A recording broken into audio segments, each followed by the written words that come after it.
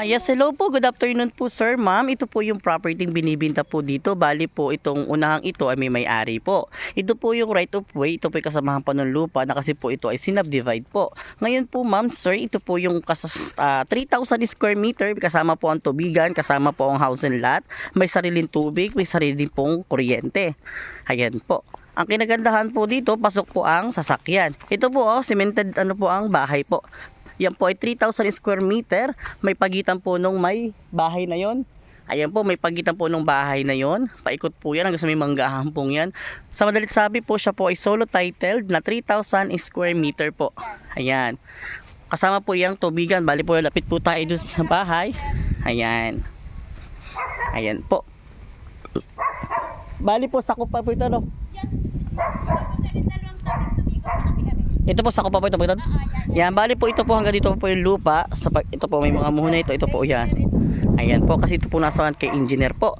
Bali sa madalit sabi po, ito po pasok po ito mga sa ito po mga tubigan. Ito pa po, yan. Tsaka yung dalawang tubigan. Ayun pa po, yung dalawang may tubigan po yun.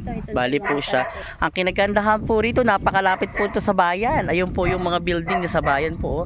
May daan po dito, yun po palabasan ng bayan. Kasi pasok naman po ang sasakyan. Ayan po, hanggang po sa labasan. Sa madaling sabi po, 3,000 square meter po siya, solo title. Buhay po ang nakapangalan sa title. Ayan po, kaya mabilis po. Bali po yung bahay niya ay cemented po. Ayan.